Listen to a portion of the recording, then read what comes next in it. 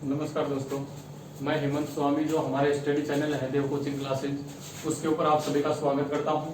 दोस्तों, हमारा चैप्टर था डाइजेस्टिव सिस्टम। डाइजेस्टिव सिस्टम का अगला पार्ट अपन देखते हैं। तो अपन क्या देख रहे थे, अपन ने पीछे देखा कि जो बक्कल कैविटी है, बक्कल कैविटी में क्या क्या होता है दोस्तों। एक तो मैंने बताया आपको कि जो दांत होते हैं। अगला क्या होता है इसमें, अपन क्या पढ़ रहे हैं दोस्तों, मैंने लिखा बक्कल कैविटी, या इसको अपन क्या बोलते हैं, मैंने लिखा माउथ कैविटी। क्या बोलते हैं इसको अपन, माउथ कैविटी, या इसको अपन क्या बोलते हैं, ओरल कैविटी। मैंने लिखा है इसको अपन क्या बोलते हैं, ओरल कैविटी। ठीक है, हिंदी में इसको अपन क्या बोलते हैं, मुखे गुहा। क्या बोलते हैं, मुखे गुहा। तो अगला जो इसका भाग आता है वो क्या आता है दोस्तों, टंग, जीभ आता है। क्या लिखा मैंने, टंग, जिसको अपन क्या बोलते हैं, जीभ बोलते हैं। ठीक है, तो सबसे पहले तो क्वेश्चन आता है कि जो जीभ होती है इसकी स्टडी को अपन क्या बोलते हैं। मैंने लिखा कि जीभ जो होती है इसकी स्टडी को अपन क्या बोलते हैं, तो इसके स्टडी को अपन क्या बोलते हैं, ग्लोसोलॉजी। मैंने लिखा है इसके स्टडी को अपन क्या बोलते हैं दोस्तों, ग्लोसोलॉजी। ठीक है, मैंने क्या बोला, इसकी स्टडी को ग्लोसोलॉजी। अपन समझ में आ जाएगा अपनी, जब अपन पहले पिछला वीडियो देखेंगे कि डाइजेस्टिव सिस्टम की डेफिनेशन क्या होती है, टीथ के बारे में अपन की दांत कितने प्रकार के होते हैं, फिर अपने इस वीडियो के को देखेंगे। सबसे पहले अपन ने जो पीछे का जो पार्ट है वो देखने के अपन क्या करेंगे। तो मैंने आपको बताया कि टंग जो है, जीभ जो है, इसकी स्टडी को अपन क्या बोलते हैं, ग्लोसोलॉजी। ठीक है, और एक चीज अपन जब अपन विटामिन पढ़ रहे थे तो उस समय अपन ने देखा था कि विटामिन B2 की कमी से, विटामिन B2 का जो रासायनिक नेम है वो राइबोफ्लेविन है। विटामिन B2 की कमी से कौन सा रोग होता है, ग्लाइसाइटिस। मैंने लिखा ग्लाइसाइटिस। तो क्वेश्चन आ सकता है कि जो जीभ है इससे संबंधित रोग कौन सा है, ग्लाइसाइटिस। और इस रोग में होता क्या है, जीभ पर सूजन आ जाता है। क्या होता है, जीभ पर सूजन आ जाता है। ठीक है, अब आगे अपन बात करें कि जीभ जो होती है ये क्या होती है, एक सेंसरी ऑर्गन होती है। क्या होती है, सेंसरी ऑर्गन, या इसको अपन क्या बोलते हैं, मसल्स ऑर्गन। क्या बोलते हैं दोस्तों, मसल्स ऑर्गन बोलते हैं इसको। सेंसरी ऑर्गन का मीनिंग क्या हो गया कि जीभ जो होती है ये क्या होती है, एक संवेदी अंग होती है। या मैंने क्या बोला, मसल्स ऑर्गन का मीनिंग क्या हो गया, ये क्या होती है, एक पेशीय अंग होती है। पेशीय अंग का मीनिंग क्या हो गया कि जो हमारी जीभ होती है इसमें कोई अस्थि नहीं पाई जाती, हड्डी नहीं पाई जाती। किसमें नहीं पाई जाती, जीभ में नहीं पाई जाती। तो मैंने आपको बताया कि जीभ जो होती है इसके स्टडी को अपन क्या बोलते हैं, ग्लोसोलॉजी। ठीक है, विटामिन B2 की कमी से इसमें एक रोग हो जाता है, जीभ पर सूजन आ जाता है, जीभ थोड़ी सी रेड रेड हो जाती है। ठीक है, तो इस रोग को अपन क्या बोलते हैं, ग्लाइसाइटिस। ये किससे संबंधित है, जीभ से संबंधित है। जीभ क्या है, एक सेंसरी या मसल्स ऑर्गन है, पेशीय अंग है। ठीक है, इसमें हड्डी किसी प्रकार की नहीं पाई जाती। ठीक है, ये अपन ने बोला कि सेंसरी ऑर्गन है, या क्या है, इसमें किसी प्रकार की कोई हड्डी नहीं पाई जाती, पेशीय अंग है। अब अपन बात करें कि जीभ के जो कार्य होते हैं, इसके जो प्रमुख कार्य हैं, मैंने लिखा कि जीभ के जो प्रमुख कार्य जो है वो कौन कौन से हैं। तो सबसे पहले जीभ का जो कार्य है वो क्या है दोस्तों, जीभ का कार्य है बोलने में मदद करना। मैंने लिखा बोलने में मदद करना। किसका कार्य है, जीभ का। जो अपनी तय वाली लाइन जो आती है वो अपन देखेंगे कि जो जीभ है अपनी उसको दांतों के बिना टच किए हुए अपन नहीं बोल सकते। जैसे तय तय दे दे अपन बोलते हैं, इसी प्रकार जैसे अपन तय वाली लाइन है, तय वाली जो लाइन है वो आपने जो अपना तालु है इसके बिना टच किए हुए नहीं बोल सकते। तो आपने देखा कि जीभ का जो प्रमुख कार्य है वो क्या है, बोलने में मदद करना। इसके अलावा इसका कार्य क्या है, मुख में भोजन को गतिशील बनाना। मुख में भोजन को गतिशील बनाना, मुख में भोजन को गतिशील बनाना। मुख में भोजन को गतिशील बनाना भी किसका कार्य है, जीभ का कार्य है। और इसका जो मोस्टली जो मेन कार्य है वो क्या है, स्वाद का अनुभव करना। क्या है, स्वाद का अनुभव करना। किसका कार्य है, जीभ का। तो आपने देखा कि जीभ जो है इसके अध्ययन को तो आपने क्या बोला, ग्लोसोलॉजी। ठीक है, इससे संबंधित जो रोग है वो कौन सा है, ग्लाइसाइटिस। जीभ क्या है, एक संवेदी अंग, सेंसरी ऑर्गन या मसल्स ऑर्गन है, इसमें कोई किसी प्रकार की अस्थि नहीं पाई जाती। इसके अलावा आपने देखा कि प्रमुख कार्य जो है वो क्या है, बोलने में मदद करना, मुख में भोजन को गतिशील बनाना। ठीक है, स्वाद का अनुभव करना। अब आपने देखा कि जो जीभ है, जीभ जो है आपने जब स्केलेटल सिस्टम वाला चैप्टर पढ़ा था उस समय आपने देखा था कि गले में कौन सी हड्डी पाई जाती है दोस्तों, हायोइड हस्ती पाई जाती है। कौन सी हड्डी पाई जाती है, हायोइड बोन पाई जाती है, या इसको अपन क्या बोलते हैं, थोरेसिक बोन बोलते हैं। इसको अपन क्या बोलते हैं, थोरेसिक बोन बोलते हैं। अब ये जो हायोइड जो हस्ती है इसको अपन क्या बोलते हैं, हायोइड हस्ती। या इसको अपन ने क्या बोला, थोरेसिक बोन बोला, ठीक है, तैरने वाली हड्डी इसको कहते हैं। तो जीभ जो होती है ये किससे जुड़ी हुई होती है, हाइड हस्ती से। क्या जुड़ी होती है, अपनी टंग जो होती है, जीभ जो होती है ये किससे जुड़ी हुई होती है, हाइड हस्ती, थोरेसिक बोन से जुड़ी होती है। अब क्वेश्चन आता है कि जीभ, मैंने बताया कि ये जो हाइड हस्ती आ गई और ये जो जीभ आ गई, इसके बीच की जो संरचना है, बहुत इंपॉर्टेंट क्वेश्चन है। जीभ से संबंधित जो अधिकतर एग्जाम में जो अपन बात करेंगे, जीभ से संबंधित जो मोस्ट क्वेश्चन है वो यही क्वेश्चन है कि जो हाइड हस्ती है और जो टंग है, इसके बीच की जो संरचना है, इसे अपन क्या कहते हैं, फ्रेनुलम। क्या कहते हैं दोस्तों, फ्रेनुलम संरचना कहते हैं। इंपॉर्टेंट क्वेश्चन है, थोड़ा ध्यान देंगे अपने कि जीभ कौन सी संरचना के द्वारा हाइड हस्ती से जुड़ी हुई होती है, फ्रेनुलम संरचना से जुड़ी हुई होती है। अब अपन ने बताया कि एक चीज अपन ने देखी कि जीभ किसका अनुभव करती है, स्वाद का अनुभव करती है, ठीक है, टेस्ट का अनुभव करती है, कौन करती है, जीभ करती है। तो टेस्ट का अनुभव करने के लिए मैंने लिखा कि जीभ जो है ये स्वाद का अनुभव करती है, ठीक है।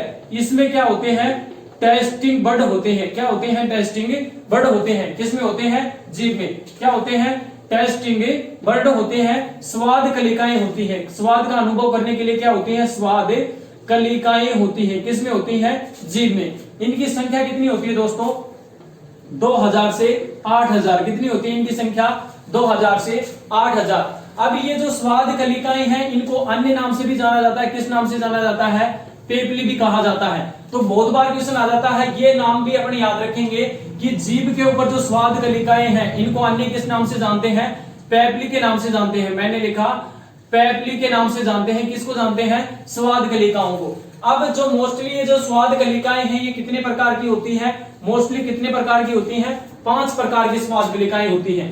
जो अपनी जीभ है वो मोस्टली कितने प्रकार का स्वाद का अनुभव करती है, मैंने बताया कि मोस्टली 5 प्रकार के स्वाद का अनुभव। वैसे तो स्वाद कलिकाएं कितनी पाई जाती हैं, 2000 से 8000, ठीक है। अब मैंने क्या बनाया, जीभ का डायग्राम बना दिया। क्या बना दिया दोस्तों, जीभ का डायग्राम। इतनी लंबी तो हमारी जीभ नहीं होती, फिर भी अपन देख रहे हैं समझने के लिए थोड़ा सा। मैंने लिखा कि जीभ जो है ये हाइड हस्ती से कौन सी संरचना के द्वारा जुड़ी होती है, फ्रेनुलम संरचना के द्वारा क्या जुड़ी होती है, जीभ। अब मैंने बताया कि जीभ का जो अग्र भाग है, अपन ध्यान देंगे कि जीभ का जो अग्र भाग है, मैंने लिखा कि जीभ का जो अग्र भाग है ये किसका अनुभव करता है, स्वीट का अनुभव करता है। मैंने लिखा किसका अनुभव करता है, स्वीट। स्वीट का मीनिंग क्या हो गया, मीठा। मैंने लिखा मीठा। जैसे आपने कोई मीठी चीज खाई तो अपने को खाते ही पता चल जाता है कि ये कैसी है, मीठी। तो जीभ का जो अग्र भाग होता है किसका अनुभव करता है, मीठे का अनुभव करता है। इसके बाद मैंने बताया कि जीभ के जो किनारे होते हैं या जो पार्श्व भाग होता है, इसको अपन क्या बोलते हैं, शुद्ध हिंदी में किनारे, या इसको आपने बोला कि इसको अपन क्या बोल सकते हैं कि जीभ के जो किनारे होते हैं, या इसको अपन क्या बोलते हैं, पार्श्व जो भाग होता है, ये किसका अनुभव करता है दोस्तों। मैंने लिखा कि जीभ का जो पार्श्व भाग होता है, ठीक है, मैंने बोला कि जीभ का जो पार्श्व भाग होता है, जो किनारे होते हैं, ये किसका अनुभव करते हैं, साल्टी, नमकीन का। नमकीन जो स्वाद होता है, नमकीन जो स्वाद होता है, ये कहां से अनुभव होता है हमें, जीभ के जो किनारे होते हैं, जो पार्श्व भाग होता है उससे, ठीक है। अब मैंने आपको बताया कि ये जो बिल्कुल बीच का जो पॉइंट होता है, जीभ के जो मध्य का मिड जो भाग होता है, मिड जो पार्ट होता है, ये किसका अनुभव करता है। तो मैंने लिखा कि जीभ का जो बिल्कुल बीच का जो भाग होता है, मध्य का जो भाग होता है, ये किसका अनुभव करता है, चटपटा। मैंने लिखा कि चटपटा जो होता है, चटपटा जो स्वाद होता है, जैसे मैंने लिखा लहसुन, ठीक है। इसके अलावा लिखा प्याज आदि ऐसी जो चीजें होती हैं उनका अनुभव कहां से होता है, जीभ के बिल्कुल मिड पार्ट से, जो बिल्कुल बीच का जो भाग होता है। इसके अलावा मैंने बताया कि मध्य का जो पार्श्व भाग होता है, मध्य का जो पार्श्व भाग होता है, मिड के अलावा जो मध्य का जो, इसके अलावा जो मध्य का भाग होता है, ये किसका अनुभव करता है। तो मैंने आपको बताया ये किसका अनुभव करता है दोस्तों, स्योर, जिसको अपन क्या बोलते हैं, खट्टा। खट्टे स्वाद का अनुभव अपने को कहां से होता है, अंतिम स्योर से होता है। मैंने बताया कि मिड जो पार्ट होता है, इसके अलावा जो मध्य पार्श्व का भाग होता है, ये किसका अनुभव करता है, खट्टे का। और अंतिम जो पार्ट होता है, मैंने लिखा कि जो पश्चिम भाग है इसका, जीभ का जो पश्चिम भाग है, मैंने लिख दिया कि ये जो पश्चिम भाग है, मैंने लिखा ये जो पश्चिम भाग है, अंतिम जो भाग है जीभ का, ये किसका अनुभव करता है, बिटर। मैंने लिखा बिटर जो है कड़वा जो स्वाद है, ठीक है। जैसे आपने ककड़ी खा ली तो ककड़ी खाने के बाद अपने को अंत में पता चलता है कि कैसी है, कड़वी है, ठीक है। तो अब मैंने बताया कि जीभ का जो अंतिम वाला जो भाग होता है, कि किसका अनुभव करता है, कड़वे का। मैंने आपको बताया कि जीभ के जो कार्य होते हैं, बोलने में मदद करती है, बोलने में मदद करती है। जैसे मैंने एग्जांपल दिया कि जैसे अपन तय वाली लाइन को बिना टिप के टच किए हुए नहीं बोल सकते, वैसे ही तय वाली लाइन को बिना तालु के टच किए हुए नहीं बोल सकते। इसके अलावा मुख में जो भोजन को गतिशील बनाती है, ठीक है, आगे हमारा भोजन बकल कैविटी से कहां पे जाता है, प्रेनस में जाता है, तो वहां तक पहुंचाने का कार्य कौन करती है, जीभ भी करती है, टंग भी करती है हमारी।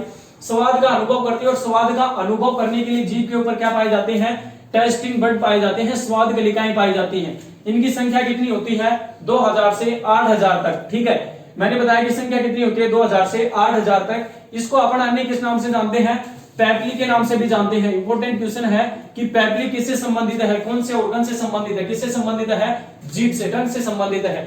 अब अपन देखते हैं कि जीभ जो होती है मोस्टली 5 प्रकार के स्वाद का अनुभव करती है। इसका जो अग्र भाग है वो किसका अनुभव करता है, स्वीट, मीठे का अनुभव करता है। इसके अलावा मैंने बताया कि जो मध्य बिल्कुल बीच का जो भाग है ये किसका अनुभव करता है, चटपटे स्वाद का अनुभव करता है। जैसे लहसुन हो गई, प्याज हो गई, ये चटपटे स्वाद का अनुभव कौन करता है, बिल्कुल बीच का भाग। इसके अलावा मैंने बताया कि ये जो मध्य बीच के अलावा जो इसके चारों ओर का जो भाग है ये किसका अनुभव करता है, श्योर, खट्टे का अनुभव करता है। और मैंने बताया आपको कि अंतिम जो भाग होता है इसका जो पश्चिम भाग होता है, जिसको अपन क्या बोलते हैं, पश्चिम भाग, पीछे का जो भाग होता है ये किसका अनुभव करता है, कड़वे स्वाद का अनुभव कौन सा भाग करता है, पीछे का जो भाग होता है ये किसका अनुभव करता है दोस्तों, कड़वे स्वाद का। तो ये अपनी टर्न हो गई। अपन ने देखा कि जीभ जो होती है इसके स्टडी को क्या बोलते हैं, ग्लोसोलॉजी।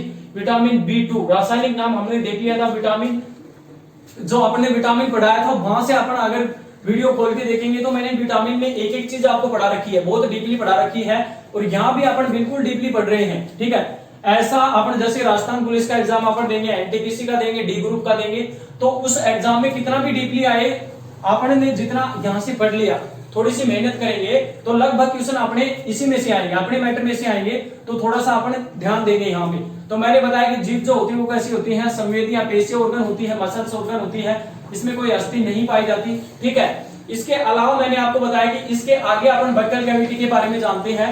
तो बक्कल कैविटी के बारे में आपने जाना, दो चीजें आपने पढ़ ली बक्कल कैविटी के बारे में, कौन कौन सी पढ़ ली, कि इसमें क्या पाए जाते हैं, टीथ पाए जाते हैं, टीथ के बारे में आपने कंप्लीट पढ़ लिया, दांतों के बारे में, ठीक है।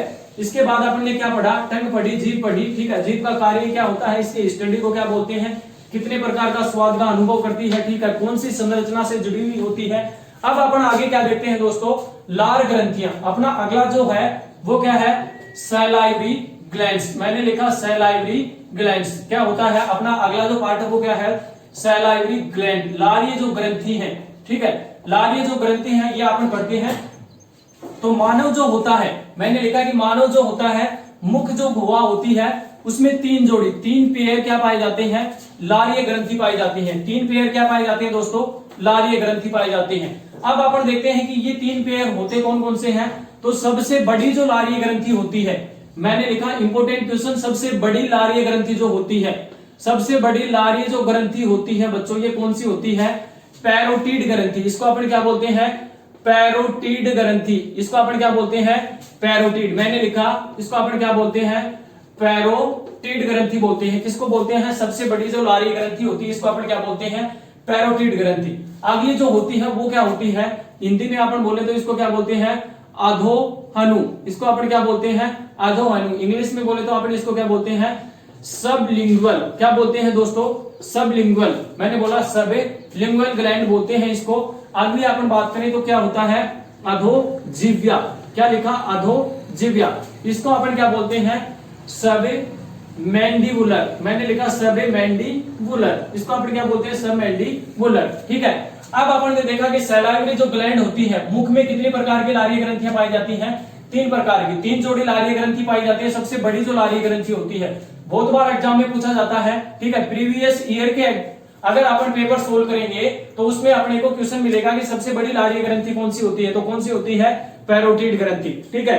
दूसरी कौन सी होती है, अधोहनु सबलिंगुअल। अगली कौन सी होती है, अधोजिह्वा, ठीक है। अब अपन आगे बात करें कि जो सैलाइवरी ग्लैंड होती है, मानव जो होता है 24 घंटे में, मैंने लिखा कि मानव जो होता है 24 घंटे में 1.5 लीटर। मैंने लिखा मानव जो होता है 24 घंटे में 1.5 लीटर लार का श्रावण करता है। टोटल कितने लार का श्रावण करता है, 1.5 लीटर लार का श्रावण करता है। और ये जो लार है इसका पीएच मान जो होता है, पीएच मान जो होता है वो कितना होता है दोस्तों, 6.8। कितना होता है इसका पीएच मान, 6.8। 6.8 का मीनिंग क्या हो गया कि प्रकृति कैसी हो गई इसकी, दुर्बल अम्लीय। कैसी हो गई, दुर्बल अम्लीय। मैंने एक वर्ड यहाँ पे लिखा पीएच, ठीक है। तो पीएच के बारे में अपन थोड़ा सा देखें कि ये क्या होता है, पीएच स्केल, ठीक है। पीएच स्केल की कई बार क्वेश्चन आ जाता है कि पीएच की फुल फॉर्म क्या है। तो पीएच की फुल फॉर्म क्या होगी, पोटेंशियल ऑफ ए हाइड्रोजन, ठीक है। मैंने आपको बताया कि मानव जो होता है वो 24 घंटे में 1.5 लीटर लार का श्रावण करता है और इसकी पीएच वैल्यू कितनी होती है, 6.8, ठीक है। अपना जो डाइजेस्टिव सिस्टम है इसमें कंप्लीट जो अपन बात करें तो 5 प्रकार के जूस होते हैं, 5 प्रकार के रस होते हैं। उसकी आपको ट्रिक बताई जाएगी आगे, अपन कंटिन्यू देखते रहेंगे तो मैंने आप समझते रहेंगे। तो मैंने आपको बताया कि 5 रस पाए जाते हैं, उसके पीएच मान पूछ लिए जाते हैं कई बार एग्जाम में। पिछली बार जो क्वेश्चन आया था वो यही आया था। मैंने बताया कि पीएच मान कितना होता है, 6.8। प्रकृति कैसी होती है दोस्तों, दुर्बल अम्लीय। मैंने आपको बताया कि ये क्या होता है पीएच स्केल, इसमें कितने से कितने तक अंक होते हैं, 0 से 14। जो मिड का जो भाग होता है 7, ये का क्या हो गई, उदासीन हो गई प्रकृति। कैसी हो गई, उदासीन। पीएच मान 7 हुआ तो प्रकृति कैसी हो गई, उदासीन। 7 से कम हो गया, 7 से और 0 के बीच इधर अपन बढ़े 7 से 0 की तरफ तो प्रकृति कैसी होगी, अम्लीय, ठीक है। और 7 से आगे अपन बढ़े तो प्रकृति कैसी होगी, क्षारीय होगी। कैसी होगी दोस्तों, क्षारीय। तो मैंने आपको बताया कि इसका पीएच मान कितना होता है, 6.8, ठीक है। तो 7 से थोड़ा सा कम हो गया, इसका मतलब दुर्बल ही हो गया। इस तरफ अपन बढ़ते जाएंगे तो किसका मान बढ़ता जाएगा, अम्ल का, अम्लीय प्रकृति। इस तरफ अपन बढ़ेंगे तो किसका मान बढ़ेगा, क्षारीय प्रकृति का मान बढ़ेगा। तो मैंने आपको बताया कि ये जो लार है, लार जो है 24 घंटे में 1.5 लीटर लार श्रावण होता है, पीएच मान 6.8, प्रकृति कैसी हो गई, दुर्बल अम्लीय। अब अपन देखें कि ये जो लार होती है इसका जो 95% भाग होता है ये तो क्या होता है, जल। क्या होता है दोस्तों, जल होता है, वाटर होता है। कितना प्रतिशत भाग होता है, 95% भाग। जबकि जो 5% जो भाग होता है, मैंने लिखा 5% शेष जो 5% भाग होता है इसमें क्या होते हैं, एंजाइम। 2 एंजाइम होते हैं। क्या होते हैं दोस्तों, 2 एंजाइम होते हैं। अपन ने देखा कि डाइजेशन की जो प्रोसेस है वो कौन करवाता है, डाइजेशन की प्रक्रिया कौन करवाता है, कौन करवाता है दोस्तों, एंजाइम करवाते हैं, ठीक है। तो मैंने आपको बताया कि कितने एंजाइम होते हैं, इसमें 2 एंजाइम होते हैं। अब ये जो 5% जो भाग है इसमें 2 एंजाइम पाए जाते हैं। ये 2 एंजाइम कौन कौन से होते हैं, तो मैंने आपको बताया कि जो ये लारीय ग्रंथि है, मैंने आपको बताया कि लारीय जो ग्रंथि है, लार जो है इसका 95% तो भाग क्या हो गया, जल। और जो 5% भाग है इसमें क्या पाए जाते हैं, एंजाइम। अब ये जो 2 एंजाइम पाए जाते हैं 5% भाग में जो एंजाइम पाए जाते हैं ये कौन कौन से एंजाइम होते हैं, तो अपन थोड़ा सा ध्यान देंगे। एक तो क्या होता है दोस्तों, लाइसोजाइम एंजाइम। मैंने लिखा लाइसोजाइम एंजाइम, मैंने लिखा लाइसोजाइम एंजाइम है। क्या है, लाइसोजाइम एंजाइम। और दूसरा क्या है, टाइलिन एंजाइम। मैंने लिखा टाइलिन, एमाइलेज एंजाइम या टाइलिन एंजाइम बोलते हैं इसको, या अन्य किस नाम से जानते हैं, लार एंजाइम भी आ जाता है कई बार। मैंने लिखा लार एंजाइम। अब इनका कार्य क्या होता है, तो अपन ने देखा कि अपन डाइजेस्टिंग ऊर्जा की प्राप्ति करने के लिए अपन क्या खाते हैं, फूड खाते हैं। फूड में क्या लेते हैं, मोस्टली क्या लेते हैं, कार्बोहाइड्रेट लेते हैं, प्रोटीन लेते हैं, वसा लेते हैं, ठीक है। मेजर जो अमाउंट पे लेते हैं, इसके अलावा ट्रेस अमाउंट में अपन क्या लेते हैं, विटामिन भी लेते हैं, मिनरल्स भी लेते हैं, ठीक है। विटामिन जैसे अपन ने कार्बोहाइड्रेट में क्या खाया, चावल, राइस खाया। इसी प्रकार चावल में जो है विटामिन भी होते हैं। जैसे अपन ने देखा था कि विटामिन जो बी है वो किस में पाया जाता है, चावल में पाया जाता है। तो मैंने आपको बताया कि टाइलिन एंजाइम या लार एंजाइम जो होता है इसका कार्य क्या होता है, तो इसका कार्य क्या होता है दोस्तों, जो आपने भोजन खाया, और भोजन का कौन सा भाग खाया आपने, कार्बोहाइड्रेट्स। मैंने लिखा कार्बोहाइड्रेट्स खाया आपने, कार्बोहाइड्रेट्स। कार्बोहाइड्रेट्स आपने पीछे का चैप्टर अगर थोड़ा ध्यान दिया हो, पढ़ा हो, तो आपने कंप्लीट क्वेश्चन किए थे कार्बोहाइड्रेट्स में कि कार्बोहाइड्रेट्स में आता क्या है, शुगर। जो मीठी चीजें होती है वो कार्बोहाइड्रेट्स में आती है। जैसे मिल्क आ गया, मिल्क को अपन क्या बोलते हैं, दुग्ध शर्करा। लैक्टोज जो होती है वो किसमें आती है, दुग्ध में आती है, ठीक है। तो अपन ने कार्बोहाइड्रेट खाया, तो कार्बोहाइड्रेट का पाचन कौन करता है। क्वेश्चन आता है कि मुख में कौन से भोजन का पाचन होता है, कौन से भोजन का पाचन होता है, कार्बोहाइड्रेट का पाचन होता है। लगभग अप्रोक्स 75%, ठीक है।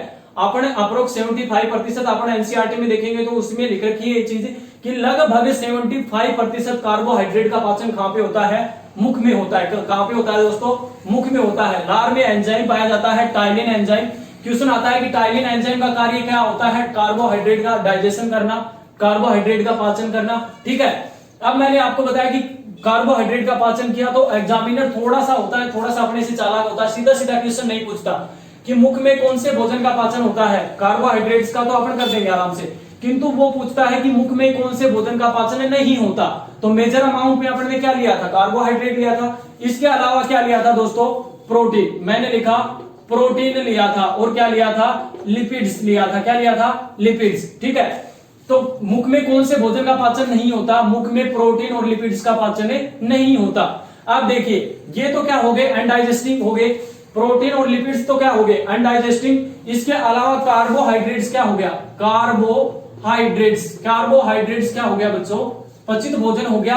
अब मैंने बताया कि ये जो प्रोटीन, लिपिड्स और जो कार्बोहाइड्रेट है, इसमें मैंने बताया कि ये जो कार्बोहाइड्रेट का तो क्या हो गया, पाचन, प्रोटीन क्या है, अपचित, और लिपिड्स भी क्या है, अपचित। तो इसको क्या अपन क्या कहते हैं, बोलस भोजन कहते हैं। क्या कहते हैं, बोलस भोजन। बहुत बार एग्जाम में क्वेश्चन आता है कि बोलस भोजन किस किस का मिश्रण है, तो बोलस भोजन किस किस का मिश्रण है, कार्बोहाइड्रेट, पचित कार्बोहाइड्रेट, अपचित प्रोटीन प्लस वसा। अपन थोड़ा सा देखेंगे कि मुख में भोजन को अपन कौन सा भोजन कहते हैं, तो मुख में भोजन को अपन क्या कहते हैं, बोलस भोजन कहते हैं। बोलस भोजन होता क्या है, किस किस का मिश्रण होता है, अपचित प्रोटीन, लिपिड्स, वसा, और पचित क्या होते हैं दोस्तों, कार्बोहाइड्रेट। ये दोनों क्या होते हैं, अपचित होते हैं, अपचित होते हैं। और ये जो कार्बोहाइड्रेट्स जो होता है, ये क्या होता है, पचित होता है। अब अपन बात करते हैं कि लाइसोजाइम जो एंजाइम है, लाइसोजाइम जो एंजाइम है बच्चों, ये किस किस में पाया जाता है, जैसे अपने आंसू है, टीयर्स जो है, ठीक है, इसके अलावा जो सलाइवरी है, ठीक है, और जो अपना पसीना है, मैंने लिखा पसीना, इनमें पाया जाता है, कौन पाया जाता है, लाइसोजाइम एंजाइम। और इसका कार्य क्या होता है, इसका कार्य क्या होता है, सूक्ष्म जीवाणुओं को नष्ट करना, सूक्ष्म जीवाणुओं को नष्ट करना। जैसे अपनी आंख में मच्छर आ गया, जैसे अपनी आंख में मच्छर आ गया, कुछ समय बाद अपन देखते हैं कि मच्छर स्वतः अपने आप ही नष्ट हो जाता है। किससे मरता है वो, उसमें क्या होता है, आंख में क्या होता है, लाइसोजाइम एंजाइम। इसी प्रकार अपन देखते हैं कि लार, जैसे अपन कोई भोजन करते हैं, उसमें कोई जीवाणु आ गया, अपने को पता नहीं, अनजाने में अपने ऐसा भोजन कर लिया जिसमें कोई जीवाणु आ गया, तो उसको भी नष्ट कौन करेगा, लाइसोजाइम एंजाइम। ठीक है, ये क्या करता है, सूक्ष्म जीवाणुओं को नष्ट करता है। तो मैंने आपको बताया कि मुख में टोटल कितनी लार ग्रंथियां पाई जाती हैं, 3 जोड़ी लार ग्रंथियां पाई जाती हैं। सबसे बड़ी जो लार ग्रंथि होती है वो कौन सी होती है, पैरोटिड। दूसरी जो होती है अधोहनु, इसका हिंदी मीनिंग अपन देखेंगे तो ये जो दो है ये कोई ग्रंथि नहीं है। अधोहनु का मीनिंग क्या हो गया, जीभ के ऊपर वाली, ठीक है। अधो जीव्या का मीनिंग क्या हो गया, जीभ के नीचे वाली। और ये जो पैरोटिड, इसको अपन हिंदी में क्या कहते हैं, पैरोटिड जो ग्रंथि है इसको हिंदी में अपन क्या कहते हैं, कर्ण पूर्व ग्रंथि। क्या कहते हैं, कर्ण पूर्व ग्रंथि। ये जो अपना ये जो भाग है, यहाँ जो ग्रंथि है वो कौन सी है, कर्ण पूर्व ग्रंथि। इसके बाद मैंने बताया कि 24 घंटे में कितनी लार का स्रावन होता है, 1.5 लीटर लार का। पीएच मान कितना होता है, 6.8। प्रकृति कैसी हो गई, दुर्बल अम्लीय। 95% जो भाग होता है लार का वो तो क्या होता है, जल। इसके अलावा जो शेष 5% भाग होता है उसमें क्या पाए जाते हैं, एंजाइम पाए जाते हैं। अब एंजाइम कौन कौन से पाए जाते हैं, टाइलिन एंजाइम, या इसको क्या बोलते हैं, लार एंजाइम भी बोलते हैं। इसके अलावा लाइसोजाइम एंजाइम पाया जाता है। लार एंजाइम जो है या टाइलिन एंजाइम है, इसका कार्य क्या है, कार्बोहाइड्रेट का डाइजेशन करना। और लाइसोजाइम जो एंजाइम है इसका कार्य क्या है, सूक्ष्म जीवाणुओं को नष्ट करना। और किसमें पाया जाता है, आंसू में, लार में और पसीने में। अब अपन देखते हैं, मैंने आपको बताया कि जो आहार नाल जो है, एलिमेंट्री जो कैनाल है, इसमें मोस्टली कितने रस पाए जाते हैं, 5 रस पाए जाते हैं। ये 5 रस होते कौन कौन से हैं, इनका पीएच मान क्या है, एग्जाम की दृष्टि से वेरी इंपॉर्टेंट है, कई बार एग्जाम में पूछ लिया जाता है। ठीक है, मैंने बताया कि ये 5 जो एंजाइम है, ये 5 जो रस हैं, जूस है, ये कौन कौन से हैं। तो देखिए अपन एलिमेंट्री कैनाल पढ़ रहे हैं, तो एलिमेंट्री कैनाल की शुरुआत कहां से होती है दोस्तों, मुख गुहा से। कहां से होती है, मुख गुहा। मुख गुहा को अपन क्या बोलते हैं, बैक्टल कैविटी भी बोलते हैं, कई बार बता दिया मैंने। बैक्टल कैविटी बोलते हैं, ओरल कैविटी बोलते हैं, माउथ कैविटी भी बोलते हैं। मुख गुहा के बाद क्या आता है, ग्रसनी, प्रेजस आती है। इसके बाद क्या आता है, ग्रासनली। ठीक है, इसमें कोई रस नहीं पाया जाता। ठीक है, इसके आगे जो आता है आमाशय, स्टोमक जो आता है, मैंने लिखा आमाशय आता है। ठीक है, आमाशय आता है, इसको अपन क्या बोलते हैं, स्टोमक बोलते हैं। क्या बोलते हैं दोस्तों, स्टोमक। ठीक है, और आमाशय और मुख गुहा, मैंने बोला आमाशय जो आता है, आमाशय आ गया। आमाशय के बाद क्या आती है, स्मॉल इंटेस्टाइन। मैंने बोला स्मॉल इंटेस्टाइन। स्मॉल इंटेस्टाइन का मीनिंग क्या हो गया, छोटी आंत। मैंने क्या बोला, छोटी आंत। अब ये जो छोटी आंत हो गई, आमाशय और जो स्मॉल इंटेस्टाइन है, इसके बीच में एक छोटी सी संरचना होती है और वो क्या होती है, अग्नाशय। मैंने बोला क्या होती है, अग्नाशय। और अग्नाशय को अपन क्या बोलते हैं, पैनक्रियाज बोलते हैं। इसको क्या बोलते हैं दोस्तों, पैनक्रियाज बोलते हैं। इसको अपन क्या बोलते हैं, पैनक्रियाज। ठीक है। और आमाशय के इस साइड में क्या होता है, मैंने लिखा कि आमाशय के इस साइड में क्या होता है दोस्तों, आमाशय के इस साइड में क्या होता है, आमाशय के इस साइड में होता है लीवर। क्या होता है दोस्तों, लीवर। ये क्या हो गया अपना, लीवर हो गया, जिसको अपन क्या बोलते हैं, यकृत बोलते हैं। ठीक है। और लीवर के नीचे एक छोटी सी थैलीनुमा संरचना होती है। क्या होती है, एक छोटी सी थैलीनुमा संरचना होती है। इसको अपन क्या बोलते हैं, पित्ताशय बोलते हैं। क्या बोलते हैं, पित्ताशय बोलते हैं। ठीक है। अब मैंने आपको बताया कि मुख गुहा से तो कौन से रस का स्रावन होता है, लार रस का स्रावन होता है। कौन से रस का स्रावन होता है, लार रस का। इसका पीएच मान अपन ने देख लिया कितना होता है, 6.5 सॉरी 6.8। प्रकृति कैसी हो गई, दुर्बल अम्लीय हो गई। कैसी हो गई, दुर्बल अम्लीय। ठीक है। इसके अलावा मैंने बताया कि आमाशय जो होता है, इससे किसका स्रावन होता है, आमाशय रस का। किसका स्रावन होता है दोस्तों, आमाशय रस का। इसको अपन क्या बोलते हैं, गैस्ट्रिक जूस बोलते हैं। क्या बोलते हैं, गैस्ट्रिक जूस बोलते हैं। किसको बोलते हैं, आमाशय रस को। ठीक है। इसका पीएच मान जो होता है वो कितना होता है, 1.8। ट्रिक से अपन याद कर लेंगे, दिक्कत कहीं भी नहीं आएगी, थोड़ा समझेंगे अपन। इसके अलावा मैंने बताया अग्नाशय जो रस होता है, मैंने बोला अग्नाशय जो रस होता है इसको अपन क्या बोलते हैं, पैनक्रिएटिक। मैंने बोला पैनक्रिएटिक जूस बोलते हैं। इसको क्या बोलते हैं, पैनक्रिएटिक जूस बोलते हैं अग्नाशय रस को। इसका जो पीएच मान होता है वो कितना होता है दोस्तों, 7.8। सॉरी कितना होता है, 7.7। कितना होता है, 7.7। इसके अलावा मैंने आपको बताया कि यकृत जो होता है, इससे किसका स्रावन होता है, पित्तरस का स्रावन होता है। किसका स्रावन होता है दोस्तों, पित्तरस का। इसको अपन क्या बोलते हैं, बाइल जूस बोलते हैं। क्या बोलते हैं, बाइल जूस बोलते हैं। इसको अपन क्या बोलते हैं, बाइल जूस। और बाइल जूस का जो पीएच मान होता है ये कितना होता है दोस्तों, 7.8। ठीक है। इसके अलावा मैंने आपको बताया कि ये जो छोटी आंत होती है, ये जो यकृत से निकला हुआ, तो यकृत से तो किसका स्रावन होता है, पित्तरस का। ठीक है। यकृत से किसका स्रावन हुआ, पित्तरस का। और अग्नाशय से किसका स्रावन हुआ, अग्नाशय रस का। और ये जो दोनों ही रस हैं ये किसमें आ जाते हैं, अपनी जो छोटी आंत है। अपन ने देखा था कि आहार नाल का प्रमुख पाचक और प्रमुख अवशोषक अंग कौन सा है, छोटी आंत। और छोटी आंत का जो ग्रहणी भाग है, क्या है दोस्तों, छोटी आंत का जो ग्रहणी भाग है, जिसको अपन क्या बोलते हैं, ड्यूडेनम बोलते हैं। क्या बोलते हैं, ड्यूडेनम बोलते हैं। मैंने लिखा है इसको अपन क्या बोलते हैं, ड्यूडेनम बोलते हैं। इसको अपन क्या बोलते हैं, ड्यूडेनम बोलते हैं। तो छोटे आंत का जो ग्रहणी भाग है इसमें क्या क्या आ जाता है, यकृत से तो क्या आता है, पित्तरस। और अग्नाशय से क्या आता है, अग्नाशय रस। इसको अपन क्या बोलते हैं, आंतरस बोलते हैं। क्या बोलते हैं दोस्तों, आंतरस बोलते हैं। क्या बोलते हैं इसको, आंतरस। ठीक है। तो अपने ट्रिक याद करें कि इसकी ट्रिक क्या होगी, इन पांचों रसों की ट्रिक अपन याद करें तो इसकी ट्रिक क्या होगी दोस्तों, मैंने लिखा इसकी ट्रिक से अपन याद करते हैं। तो ट्रिक क्या होगी इसकी, तो ट्रिक मैंने लिखी, पिताजी आम आंवला अंगूर लाए। अपन आराम से याद कर सकते हैं, ये आसान ट्रिक है। मैंने लिखा कि पिताजी आम आंवला अंगूर लाए। तो पिताजी से मीनिंग क्या हो गया, पी से मीनिंग क्या हो गया, तो मैंने लिखा पित्तरस, बाइल जूस हो गया। ठीक है। पी से मीनिंग क्या हो गया, पित्तरस। पित्तरस का पीएच मान कितना होता है, 7.8। कितना होता है दोस्तों, 7.8। ठीक है। आम का मीनिंग क्या हो गया, यहां से आमाशय रस। मैंने लिखा आमाशय रस। ठीक है।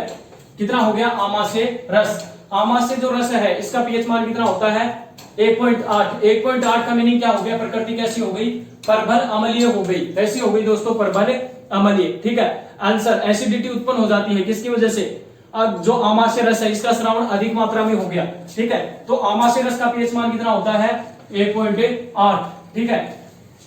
इसके अलावा मैंने बताया कि आंतरस जो होता है, आंतरस क्या आ गया, आंवला से क्या आ गया, आंतरस। आंतरस का पीएच मान कितना होता है, 8.0। ठीक है। 8.0 प्रकृति कैसी हो गई, क्षारीय हो गई ना। इसकी प्रकृति कैसी हो गई, क्षारीय। मैंने आपको बताया था कि पीएच स्केल में 0 से 14 तक अंक होते हैं। 7 से इस साइड में आएंगे तो कैसी होगी प्रकृति, अम्लीय। इस साइड में जाएंगे तो कैसी होगी, क्षारीय। तो 8 का मीनिंग क्या हो गया, ये क्या है दोस्तों, पीएच मान है। ठीक है। तो इस 8 का मीनिंग क्या हो गया, प्रकृति कैसी हो गई, क्षारीय। ठीक है। इसके अलावा मैंने बोला अग्नाशय रस। अगला क्या आ गया, अंगूर से क्या आ गया, अग्नाशय रस, पैनक्रिएटिक जूस। ठीक है। इसका जो पीएच मान होता है ये कितना होता है, मैंने लिखा इसका जो पीएच मान होता है दोस्तों ये कितना होता है 7.7, कितना होता है दोस्तों 7.7, ठीक है। और अंत में क्या आ गया, लार रस, अंत में क्या आ गया दोस्तों, लार रस। अब ये जो लार रस है, लार रस का पीएच मान कितना होता है, सबसे पहले आपने देखा था, पीछे आपने पढ़ा कि जो सलाइवरी ग्लैंड जो होती हैं उनसे किसका स्रावन होता है, लार का स्रावन होता है, और इसका जो पीएच मान होता है ये कितना होता है 6.8, ठीक है।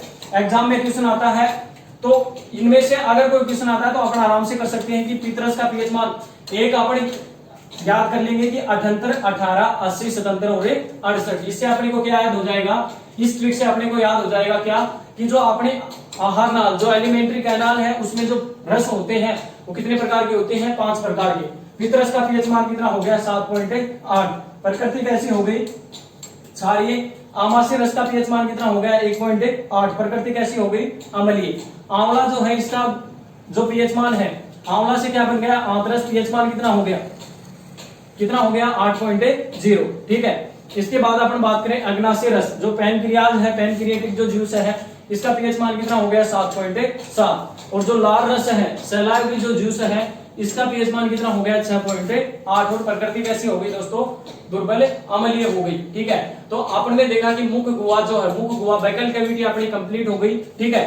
तो आपने देखा कि मुख गुहा जो होती है इसमें क्या क्या होता है, एक तो क्या होता है दोस्तों दांत होते हैं, इसके अलावा क्या होते हैं टंग होती है, इसके अलावा क्या होते हैं सलाइवरी ग्लैंड होती है, ठीक है। तो आपने यहां तक देख लिया। आगे का जो वीडियो होगा उसमें अपन क्या पढ़ेंगे, आगे का जो वीडियो होगा उसमें अपन किसके बारे में पढ़ेंगे, ग्रसनी फ्रेनस जो है या ग्रासनली जो है उसके बारे में पढ़ेंगे, ठीक है दोस्तों। तो आप इसको थोड़ा ध्यान से देखना और पढ़ना, ठीक है। धन्यवाद।